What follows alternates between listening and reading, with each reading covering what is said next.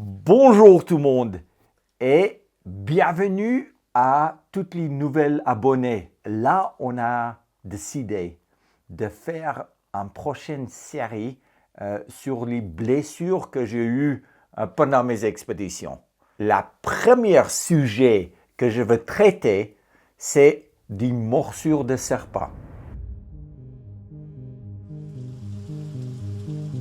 Pendant l'expédition de latitude zéro, après la descente de l'Amazone à la nage, je me fais mordu par un serpent. Il y avait 4000 km de jungle à traverser. J'ai décidé de marcher jour et nuit. Et avec la machette, en train de couper mon chemin en travers de cette forêt très très dense, même la nuit, c'était là où je commençais de prendre des risques qui étaient beaucoup trop grands. On ne voit pas les dangers qui sont en face de nous. Et avec la machette, je coupais une branche et je sentis quelque chose qui me faisait mal. 10 minutes plus tard, j'ai senti que la terre commençait de tourner autour de moi-même. Je commençais de perdre en fait la sensation de mon visage et c'était là où je savais que j'étais intoxiqué par quelque chose.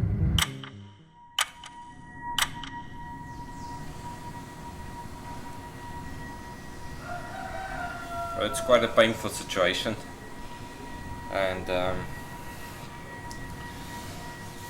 it's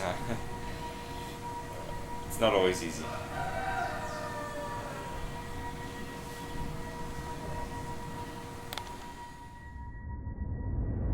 Les morsures de serpent font peur à tout le monde.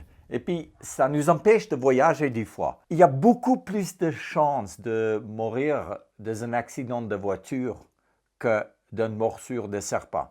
Il n'y a que environ 5 millions de morsures par année. Si on trouve la première secours et on le fait dans la bonne manière, on a presque 100% de chances de survivre à une morsure de serpent.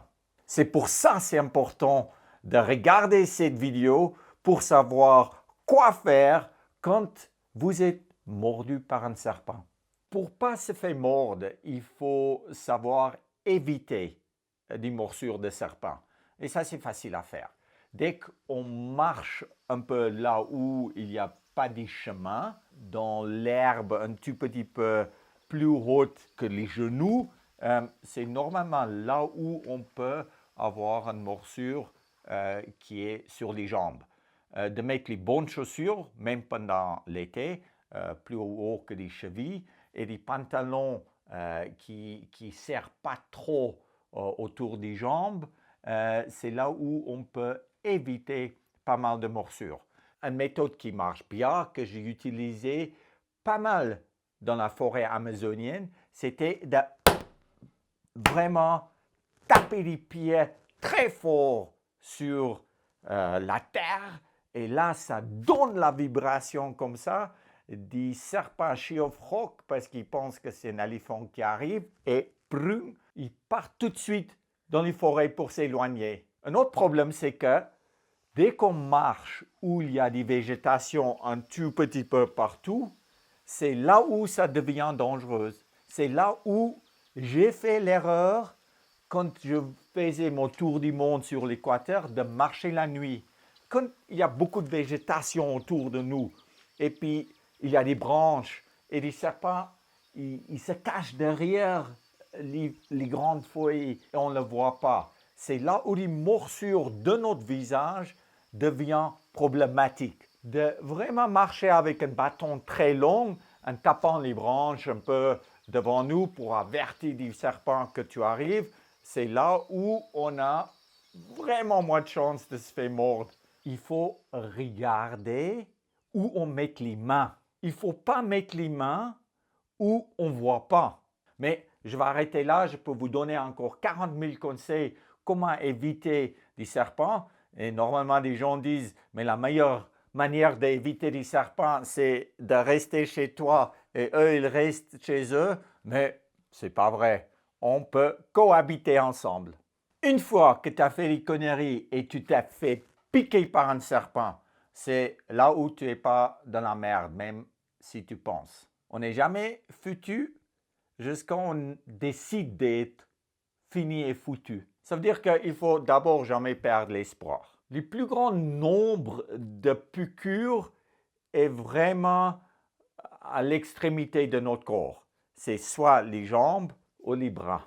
C'est important de savoir une fois quand un serpent t'a mordu. Tu dois t'éloigner tout de suite là où tu t'es fait mordre. Ça évite déjà une deuxième morsure.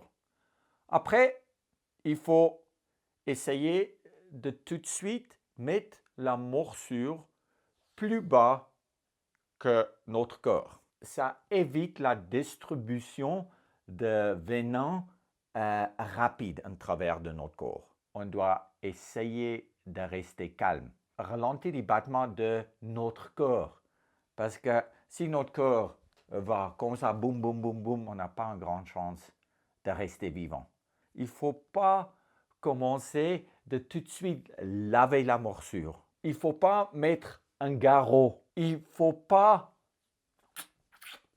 sucer, même si le serpent a mordu du sang de ta copine. Il y a un gars qui va avec ça. C'est deux Australiens qui marchent dans la brousse et puis il y a un serpent qui mord un des Australiens sur ses couilles. L'autre, il dit, j'appelle vite pour savoir ce que je dois faire. Et puis, il appelle les médecins. Les médecins, ils disent, ouais, écoute, il faut vraiment essayer de sucer la morsure pour que tu peux sortir des venins.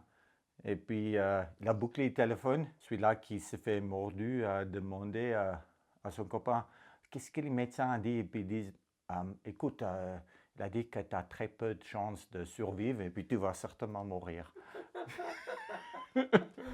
Mais voilà, il faut éviter vraiment de couper, d'ouvrir la plaie si on ne sait pas quel serpent nous a mordu.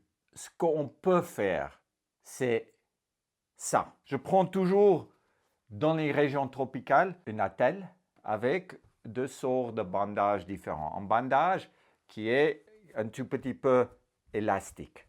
Ça, c'est un bandage de compresse. Et puis, un autre bandage qui n'est pas du tout élastique.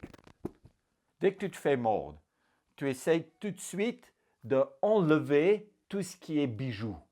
Parce que là où on se fait mordre, ça va gonfler. Si on se fait mordre, par exemple, ici, on prend un petit bandage comme ça, on le plie, je mets ce bandage sur la morsure et c'est là où je commence d'emballer la morsure. Le plus haut qu'on va, le mieux c'est. Maintenant, on doit essayer d'immobiliser la morsure.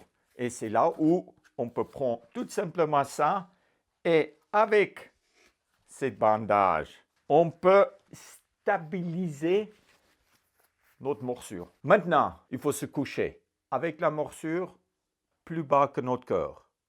Là, il faut se calmer. Il faut surtout pas boire du café ou de l'alcool. On stabilise bien comme ça. En Afrique du Sud et en Australie, il y avait des morsures et grâce à ce bandage, on a empêché des venins de repartir de notre corps. Ce qui se passe souvent, c'est qu'en arrivant à l'hôpital, une fois qu'ils enlèvent les bandages, c'est là où tu commences de sentir pour la première fois la morsure. C'est important aussi, si vous avez un stylo, de marquer là où la morsure a passé parce qu'après, on peut rentrer en bougeant les bandages pour voir la morsure sans l'enlever. Là, on a du temps. Et une fois qu'on arrive vers un hôpital, ils vont traiter des morsures en prenant un peu de venin qui est encore dans la morsure et c'est comme ça qu'ils peuvent savoir si et quel serpent a mordu.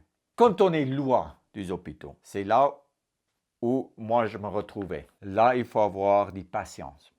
Et puis, quand tu as tout fait juste et tu meurs, c'était ta journée. Il faut essayer de tout faire dont ta possible pour croire que tu vas rester vivant. Mais en réalité, il y a très peu de morsures de serpents qui tuent des gens. Voilà, là, je vous ai donné tous mes conseils. C'est juste mes expériences que je partage avec vous.